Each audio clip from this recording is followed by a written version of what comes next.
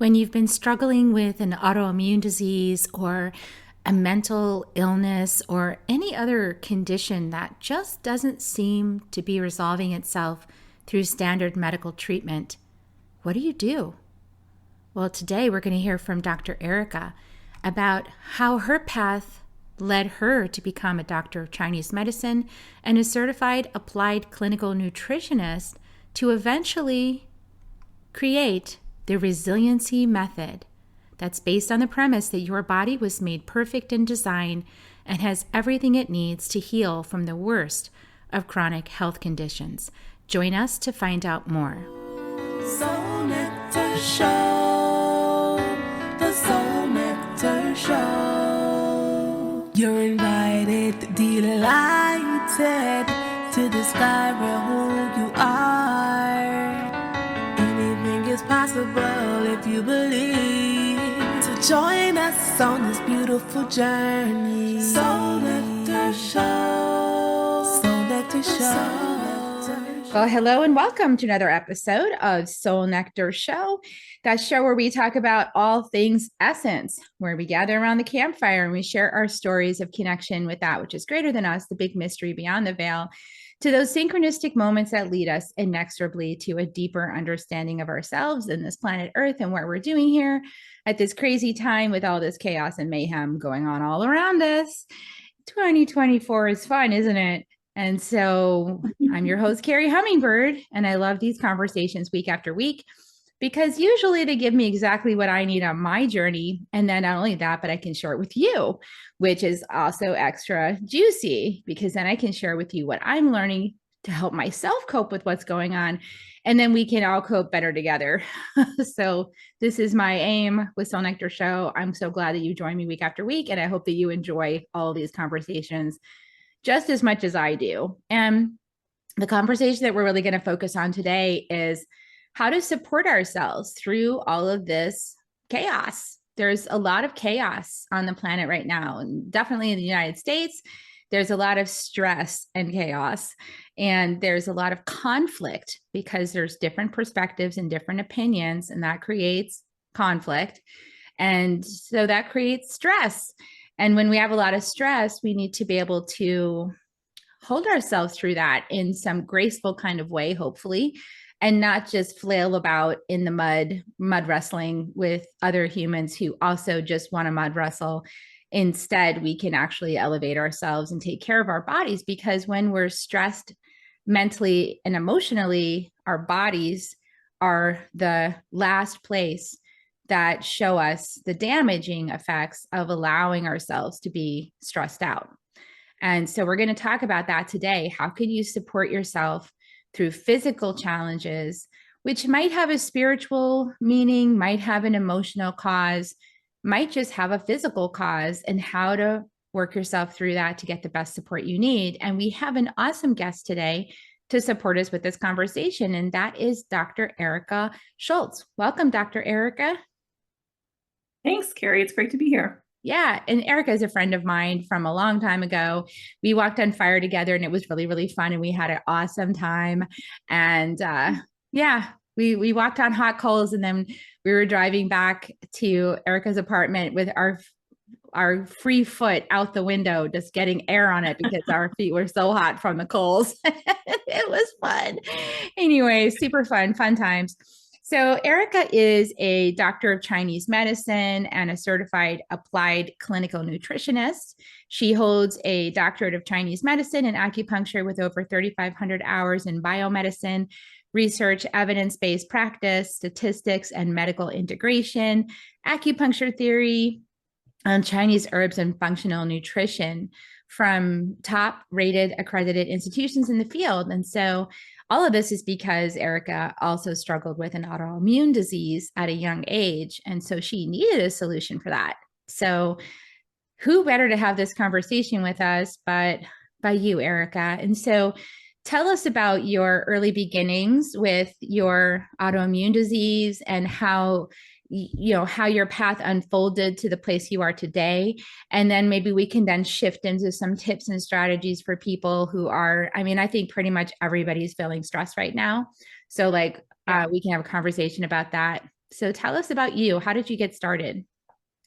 Yeah, well, actually, autoimmune was a piece of it, nervous system conditions. And I'm so glad you brought up, the topic of stress. What's not that it's great to talk about stress or experience stress, but that is a focus of our work in terms of what we do and how we work with clients, because we have found over the years that if we can optimally source the nervous system and the body with the nutrients it needs, then oftentimes we are much more adaptable and resilient to our environment around us, because we can't always, as you know, control everything that's coming at us in life. And so one of the strategies that we deploy is really trying to optimize the body on a physical level. Just like, you and I work together on a spiritual level to do work that helps optimize us. The physical aspect is really where my focus has been. And it started with me as a young child actually losing control of my body, complete control of my body, with a seizure disorder as soon as puberty onset. And it came down a path where, I had come from a family of kind of more naturally minded parents that really wanted to look at alternative solutions besides drugs and the medical route. And then ultimately, after a couple of years, I just said, I just want the medication because the seizures were coming. And I was very afraid of, falling down and looking strange in front of my peers. That's a time of life where you're very impressionable and concerned about how others perceive you and think of you, and it was a factor of my finding stability at that time of life, and it worked pretty well. It was a good strategy for many years, but I always knew intuitively in the back of my mind that I was covering something up, that I really wasn't dealing with the root cause of why my body was malfunctioning in that way. And that led then, as years progressed, into more situation with autoimmune patterns such as hypothyroidism and gluten sensitivity, and more like ailments, essentially, to where I got to the point when I was, I think, in my late 20s, early 30s, and I was like, I got to figure something else out. I was also just intuitively always called to be a healer.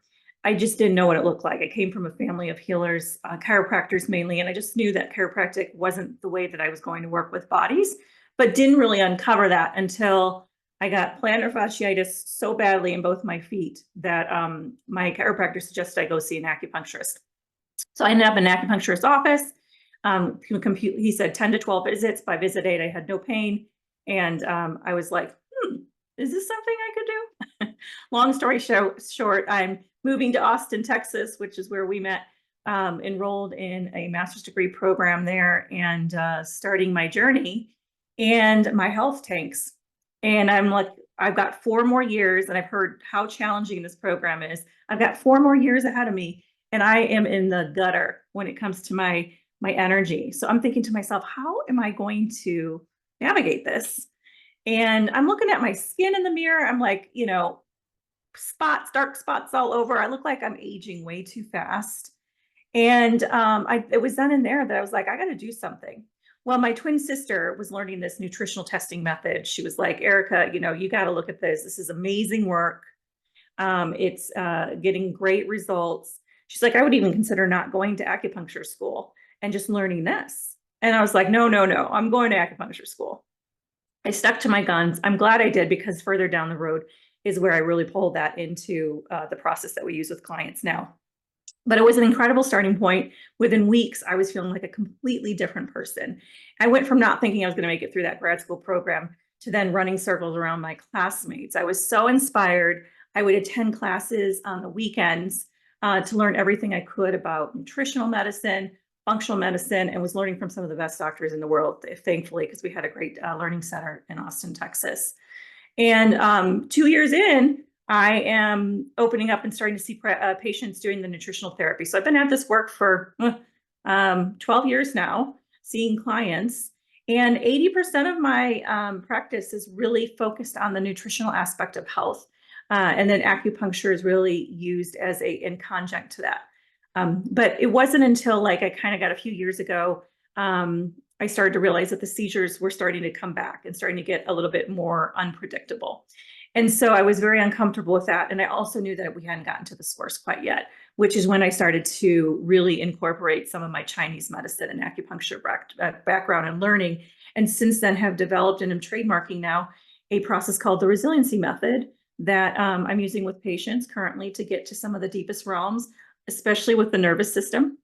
And healing all of the tissue that's incorporated into the brain and the nervous system.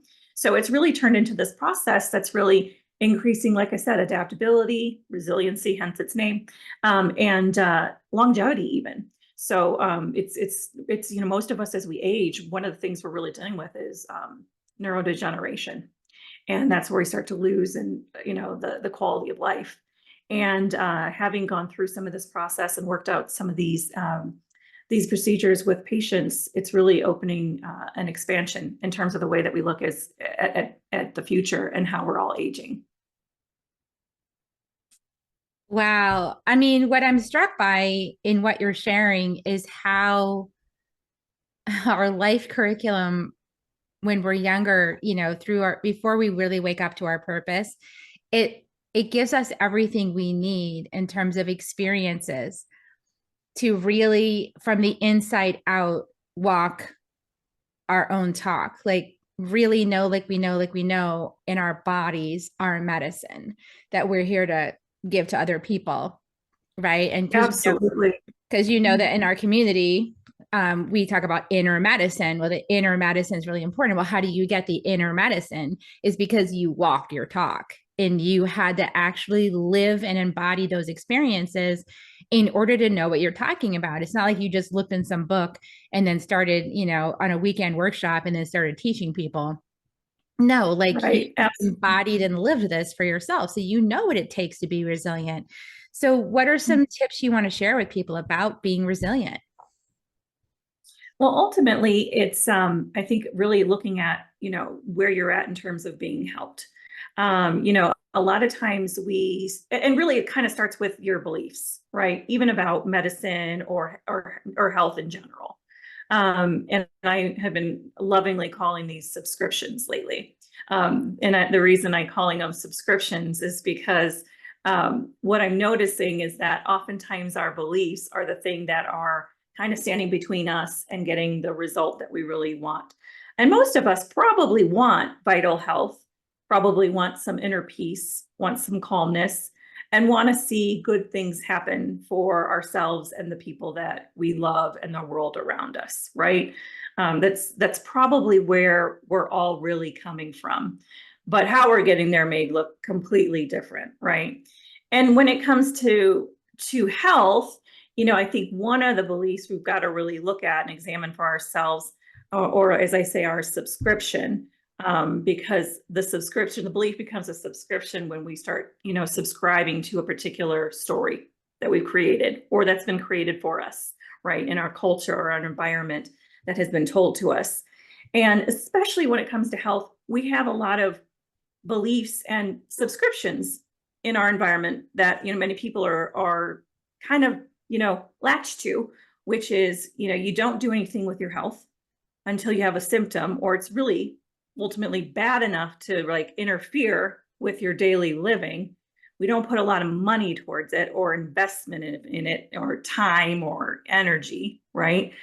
And we oftentimes are told from very young age that the way to be healthy is to be on a medication or receive some sort of chemical to help us be healthy, quote unquote. Well, the reality is yes, and it's my story can attest, the use of a medication can be helpful. It can help alleviate a particular symptom. But as I was explaining in my journey, what I really realized is that it wasn't really creating me to be healthy. It was creating me to have to deal with a symptom less often, it was an ends to a means at the time. But ultimately, if I wanted to find a new level of health, I really had to confront myself on that belief and look at the result that I was getting. I was looking at myself as a 30-year-old, just aging more quickly, finding more and more stress, burnout, fatigue, and not getting really ultimately the result that I wanted for myself and my future, right? And yeah, you're absolutely right in terms of just like having to walk our own path and really just uncover this for ourselves. I just had this conversation with my sister the other day. We had a 2-day drive back across the country together. So we got into more of the depth conversations. And I said, yeah, when we were growing up, I remember just being envious of you and my other siblings because you didn't have this. And it wasn't something that you had to like deal with on a regular basis or have like in the background as a shadow kind of thing. And yet at the same time, I am at the point in my life where I can find so much gratitude for that journey because of what it's allowed me to now be able to do in service to others as a part of my purpose. Yeah, what's interesting is that if you have not been indoctrinated into a certain system that a lot of other people have, it's really clear to see it for what it is and to not buy into it. But what's harder to understand from that perspective is like why other people are so convinced it works. Um,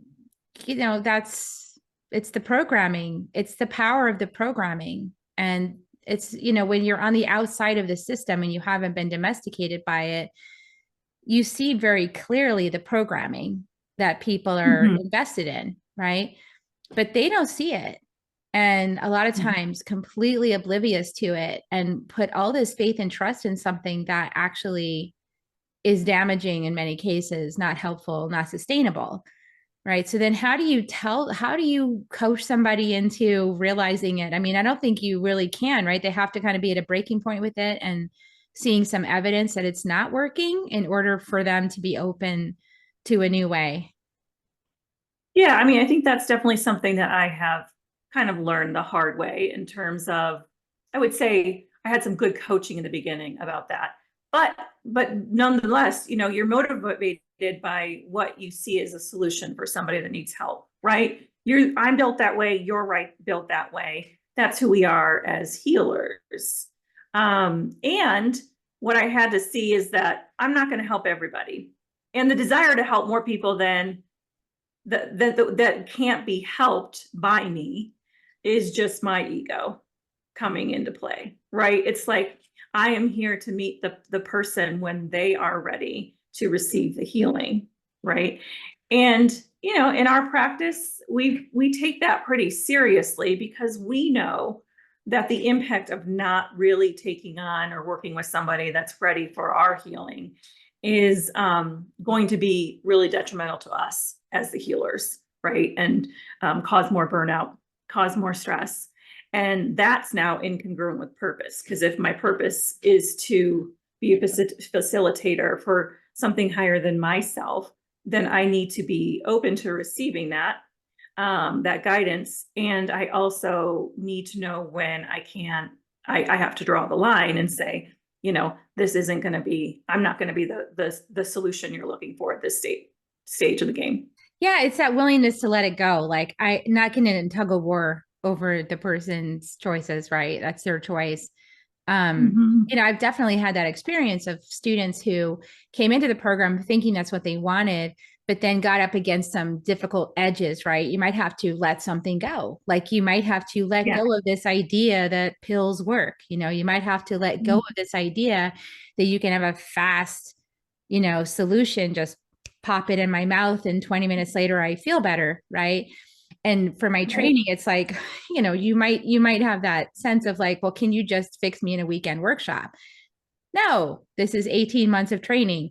And sometimes people get into that and they get up against that block of like the dopamine hit. Like we're a dopamine nation. I want my dopamine hit and I want it now. And I don't want to have to work for it. And this is uncomfortable. And I don't like being uncomfortable. And I don't like things that are slow and cumulative. I want to like get it now. Right. And then if you're still trying to work with that person to show them, hey, this is actually way more powerful because you're rooting out the foundation, like you're building a stronger foundation, you're kind of like dragging an unwilling goat by the horns. It's a lot of effort to drag somebody like that. What's a lot better, I think, is just to let them kind of go off on their own, go off and have life teach some more lessons, you know? Yep. And like you said, as the healer, it's like, my job is not to force you to do what I'm seeing is the best thing for you. My job is to point out what I think is the best. And if you're not able to bring yourself to that perspective or to do that work, then I understand, namaste, time for you to go find another path, right? I mean, that's Right. really what we're looking at. Yeah, and in our world, we oftentimes are working, we really work well with the people that have really not been helped. And by that, I mean, they are not just fresh off the boat or just coming from the pharmaceutical Western world. Oftentimes, they've already spent maybe tens of thousands of dollars even investing in their health, and with maybe even what they were, told are some of the best doctors in the world, doing functional medicine, doing, innovative technologies. And what we actually are is the place where they often end up because those approaches weren't specific enough for them, or they were a little they were a little bit more sensitive. And they needed a gradual progression, or something that was more customized for them besides a protocol approach. And those are the cases that we actually see the most in our office and have the most success with. Now, occasionally we can bump into somebody that, maybe we have to kind of weed out, like, well, this person may be attached a little bit to their illness, right? And the identity that it's given them, or the payoff that's come from being sick most of their life. But for the most part, the majority, it's oftentimes, and unfortunately, even by, alternative practitioners have been maybe told or said, it's all in your head, or it becomes an emotional issue that they have to deal with because they're not responding to their protocol approach. And what we have found is that we just need to dial it down oftentimes a little bit further beyond where that clinician has taken it on a physiological level, and they'll start to get well. And when that piece is in for them, that physical piece is in for them, then all of a sudden they have this expansion to the spiritual path and to dealing with some of those traumatic events that have happened in their past, kind of thing. Because what we're doing through our work is really balancing the nervous system as the first point or of entry into dealing with the body is the nervous system. Yeah, that fight or flight. And I just want to I want to just go back to one thing you just said, which was really key and pivotal to healing, which is that you can no longer be attached to the identity that you formed with your disease if you want to heal it, whether it's a mental, quote, illness or anything else, diagnosis that you got, label, like really that's the psychosocial aspect of healing, is like going in and saying, I'm willing to no longer get sympathy on a daily basis, for example. I'm willing to no longer be excused for my choices because I've got this diagnosis, so like I'm willing to be self-responsible and self-accountable, even though I'm experiencing physical symptoms or mental symptoms or whatever they are. There's a lot of victimization that's buried inside illness oftentimes. And it's our choice to not be victims to that illness, but to be investigators of it, curious about it, willing to see like what's the curriculum of this illness teaching me, like you did on your path. And I'm sure there's moments definitely of feeling victimized by it, no doubt, because especially if you're in pain, right? Or you're being blamed for things in your relationships, or you can't sustain yourself because of this experience of your body or your mind or your heart being unwell or not at top capacity. That can feel really terrible. So that was a key thing that you said. And I think that anybody who's feeling this conversation of like, why am I not getting better? One area to look at is how committed are you to having your whole life change and no longer having this be an identity? Yeah. And I think too, sometimes the point of entry for people to get well is almost is a little show stopping. And I see that amongst, it's not to be critical of my colleagues. It's just like where I can see some of the challenges of like helping people to get well is that the gradient is so steep. Like you have to change your diet. Like you can only eat like nuts and berries, you know, or you can only eat protein, or you can only eat fat, you know, like there's a lot of like rhetoric around the world of physical approaches, especially in the nutrition world. There's a lot of different advice. And I always say it's cyclical because oftentimes there's one supplement or one product that everybody needs to have in their world. And that sells the supplement industry is like a multi-billion-dollar industry and growing. And so that sells products, but it doesn't always get results. And that's one of the things that we, with our approach, is that we just make it more simple. So our goal is to actually, if you're having to avoid foods as a part of your natural, you know, progression of getting your health back, that it's for a limited part of time. And we don't want you having to, you know, fly across the country and take all your gadgets and, you know, your water purifier and like have to go into this protection, like buckle down. I've got to like do all these things to just make my environment optimal so that I can feel well.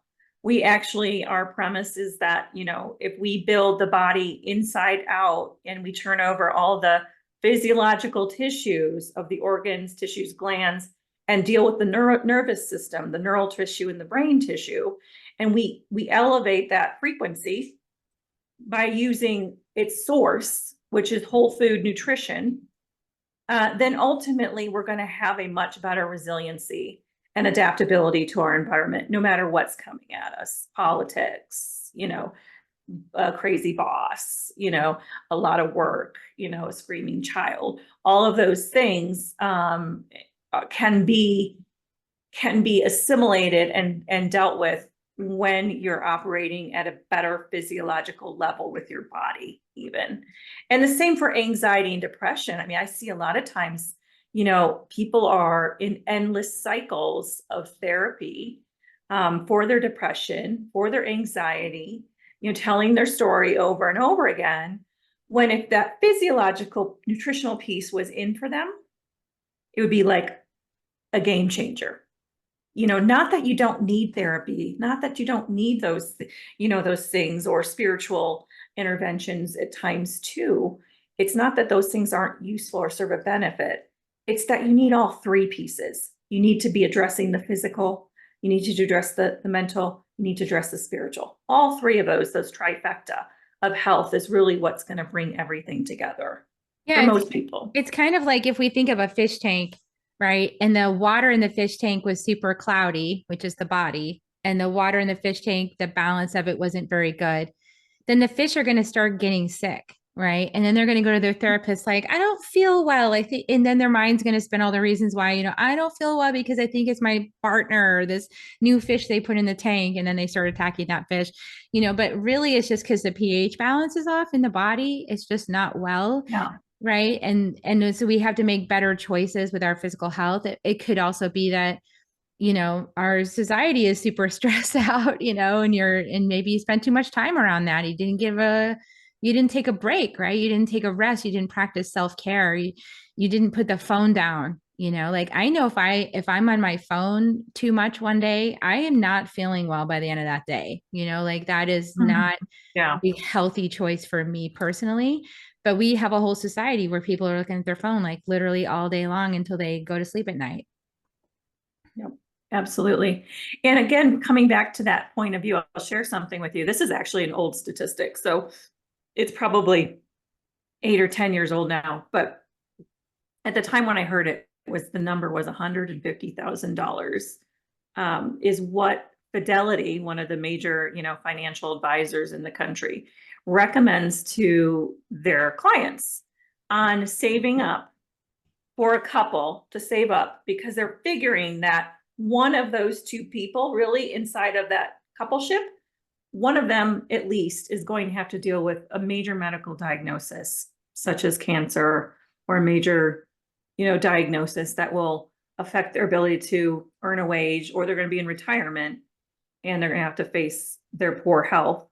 $150,000 10 years ago. So that's probably now, like with inflation and everything, $250 if I was to guess, right? And that's a large sum of money that many people don't have at their will. And that is sort of like the way that in this country, many people are approaching their health, is like not really doing or putting any attention on it until the shoe falls. And when the shoe falls, it's usually at a point where they're limited in terms of their choices and their options for how they deal with things, which oftentimes is, the drug, the surgery, the major, Western medical route. I love Western medicine from a standpoint of if I'm in a traumatic accident, car accident, or something like, I cut my finger off, like I want to be nowhere else but in this country to receive that medical care. And when it comes to dealing with chronic illness or chronic unwellness, this country and the way that we approach those conditions are not as viable and are not as flexible in terms of really producing, again, a result. So do I want to like sort of live this some prime life? And that's how I experienced my life up until the point when I started doing something with my health in my 30s and getting serious about my health. I didn't realize how crappy I felt most of my life. I just was used to it. I was just like, oh, this is how you're supposed to feel, like pretty tired throughout the day. And, if I went to a different environment where it was more damp or moist, I felt like crap. I'd get a headache, I was like, it wasn't until I started dealing with my health, I was like, whoa, I just went like 30 years with feeling pretty crappy and had no idea that I was supposed to feel differently inside my body than I did. Yeah, I had a similar experience where I started studying with the Four Winds, as you know, and Alberto Vialdo, and I started practicing his protocols, for supplementation and fasting, daily fasting for like 12 hours, overnight, and not eating in the morning anything sugary. And like there's a whole list of like protocols and that I was following. And all of a sudden I was like, 3 weeks in, I'm like, I have all this energy. Like it's hard to sleep at night because I have so much energy. Like I'm raring to go, So when you've had an experience like that, you know that more is possible, but it's also not like a full on all the time. I don't feel, because I think we're cyclical. We go, at least me, I go in waves where I also need to sleep and rest, and I need to give myself that time.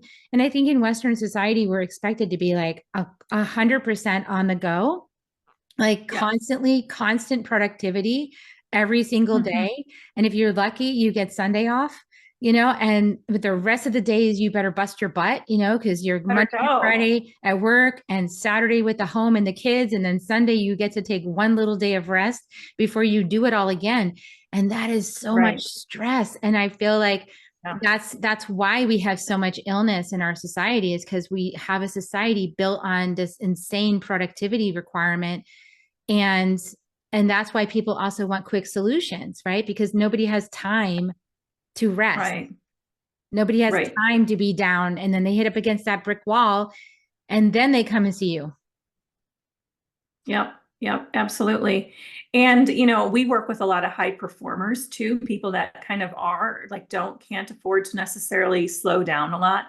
And what we do is we're able to kind of tweak their supplement protocol so that it keeps optimizing them while I teach them those kinds of cycles, right? Like you are going to need to have a day of rest, and you're going to need that time to recoup, and you're going to need that. And sometimes, because our work is actually evoking a healing response, they have to go into parasympathetic mode to actually heal. Tell us tell us about parasympathetic mode for a second. So parasympathetic mode is like the part of it's the brake pedal of your nervous system. And oftentimes, parasympathetic would be like, when you sleep and when you digest is when your parasympathetic nervous system is turned on. So most of the day you're in sympathetic mode when you're awake. However, after you, eat your lunch or whatever, you may go into parasympathetic. And if your nervous system's not optimized, you might stay there, which will look like fatigue, and, I got to lay down or I can't function kind of thing.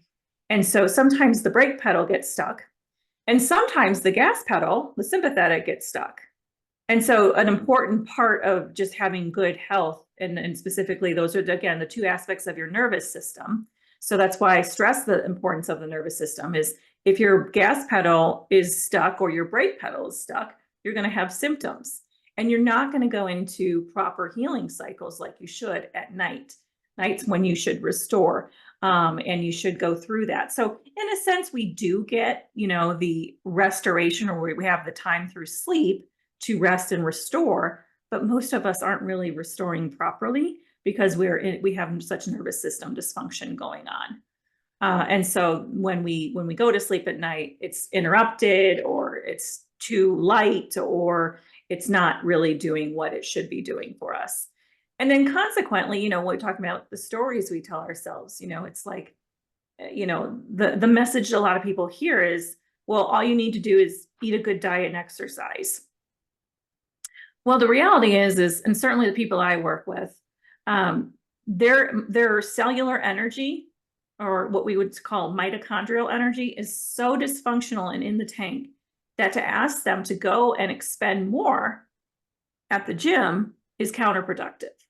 And that's another thing culturally that I have to work out with some of my patients is that, okay, but you're just using up more chi, more energy to get through your day, and you're already on an empty tank. So we have to be strategic at times with how we expend the energy, and especially when we're going through the process of healing, because people need that energy to heal. And going to the gym and spending more of it isn't always a strategic move. And then most people are just not even getting to the gym. So then they're just sitting there beating themselves up because, doctor said that, I needed to get more diet or do better with my diet and get more exercise. And I don't feel up for either of those, and that's oftentimes truly a physiological issue.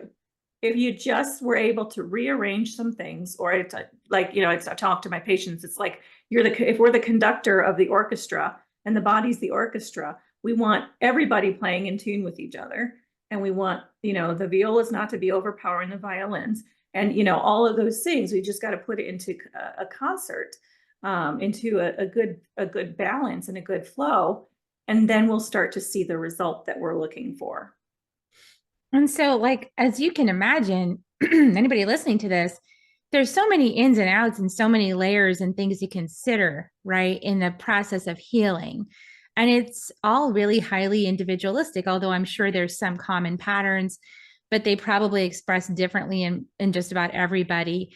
And so, like you were saying, that's why protocols sometimes don't work, because what actually needs to happen is you need to have a personalized guide to come through, kind of sacred witness everything you have going on and take a look at everything with detail, and then see where there could be some experiments to run, to improve your energy levels, to improve, your feeling in your body, to help alleviate, any sort of symptoms of illness, right? So I mean, because dis-ease is just disharmony in the body. Yeah. I mean, it's just like disharmony. It's an orchestra that's playing too fast of a tempo, or too slow, or too loud in one area, or, it's just disharmony. It's not, things aren't in concert with each other. And man, I never ceases to believe me, or to betray me, that over the years of working with clients, how amazing the human body is. How perfect and designed it truly is. It's incredible. We see what would be miracles every day, but it's just putting things in order at the right time and in the right amount for people. And sometimes expanding the tool set. So for example, in our clinic, we work with homeopathy products. We work with herbal products. We'll work with nutraceutical products. But ultimately, we're using those as a means to getting to the point where we can really use the whole food supplements, which are the pieces that really are recognized by our body in terms of long-term repair and cell turnover, is going to be in the form of supporting and nourishing. It's the unleaded gas for your vehicle, basically. And we can use those other tools to help us increase energy and increase the response to healing. And we'll use those as a means to an end, but ultimately you have to get the patient back to the whole food in order for their body to really recover. if you're talking about the world of supplements. And you were talking about cellular recovery. And so we actually replace every single cell in our bodies every 7 years, right? Something like that. Yeah, and at each course of cell turns over in about 90 days. So we in our world we talk about cycles of healing, because it's really a process of which, you know, you're unwrapping like an onion, but you're also giving the body time. You're giving it what it needs to turn over that non-optimal situation. So at first we're dealing with the terrain of the body. We're dealing with, you know, maybe there's parasites, maybe there's a bacterial fungal overgrowth, mold, exposure, Lyme. We're dealing with some of those things that come in from the external environment, heavy metals, you know, toxins and such. And that's our first phase of our process. In our second phase, we're actually really starting to deal with some of the genetic patterns. So for example, one of the things we have to deal with in the second phase is mold exposure, which, you know, all of us have, because we have generations and ancestors ahead of us that lived in damp and survived in damp, moldy conditions for years. So most of us, and then just being exposed to some things over time, you know, have some degree of toxicity of mold. But if we clear that out, then we can see that we'll adapt better to mold in our environment as well. And then the third phase is really that restoring and rebuilding of all the tissues, organs, glands, the nervous system, the neural tissue that's been damaged from maybe a lifetime, but then a generation or 3 or, you know, 6 ahead of beyond us, where we now are at a rate more than ever expressing genetic conditions and, you know, seeing some of the worst health outcomes that we've had, you know, in centuries today in our modern industrialized country. And amongst other modern industrialized countries, ours specifically is not doing so great. And so those are some of the things that are in our environment too, that we just have to kind of like, again, really be willing to look at our own beliefs. Like, what's the result we're seeing as a country in terms of our health outcomes, of our infant mortality rates, you know, all some of the data, and actually saying, is this what we're satisfied with? Are these the outcomes, you know, that we want to see for ourselves? And if they aren't, then we have to rewind and go back to, well, what's the belief that we have been all subscribing to, our subscription, and is it serving us, you know, to keep subscribing to this particular point of view? Wow. Yeah, I love it. I love how you just wove all of the 3 levels together, the body, you know, the mind and the spirit, you know, all 3 of those really important. So wonderful. So I know you're documenting your resiliency method and you're trademarking it. And I know you're going to have a book coming out at some point. So we're looking forward to that book. But in the meantime, you do have a free report, the 5 reasons your health is struggling to improve. And that is freely downloadable. Awesome, awesome, awesome. And you also are offering a free discovery call and 30% off an initial consultation. That's fantastic. Mm-hmm. All of the details for all of those are in the show notes, everybody. So look below for the show notes. Erika, what a pleasure just to have you, you know, in my sphere all the time right now, and to have your medicine available for everybody listening. Is there any last thing you want to share before we wrap up? Oh, you know, just thank you for the opportunity to share the work that we do with your audience. It's just it's a joy to be able to have these discussions with you, and to share this information with others. There's so much power that comes from dealing with, you know, all 3 prongs, the spiritual, the emotional, and the physical, and expansion that comes when we're able to step into each of those areas fully. And so I just encourage people, if there's one thing, you know, we started out talking about how we're living in such a stressful environment these days. And if we can, you know, remember that 3 prong and really just come back to how are we serving ourselves in each of these areas, just by doing that and shoring that up and putting one foot in front of the other in each of those realms, is going to collectively make us all expand and grow and navigate these more turbulent times. No, it's beautiful. Thank you so much. And I hope you found this interview really helpful, and I hope it serves you.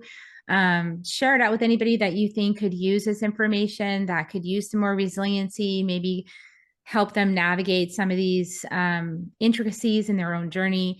I know Erika would be perfect for that. So definitely take her up on that free consultation call.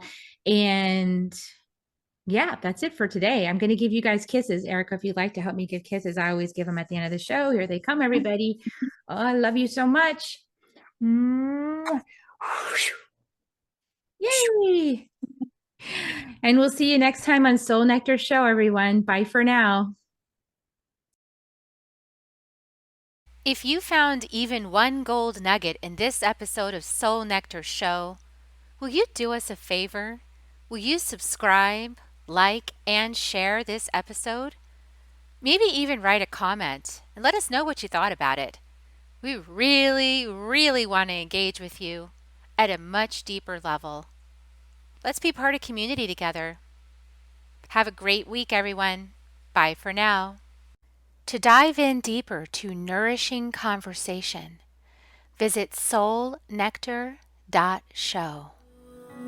Soul Nectar Show. Awaken, awake to show. Take a sip from the drip of nectar, from the source of who you are.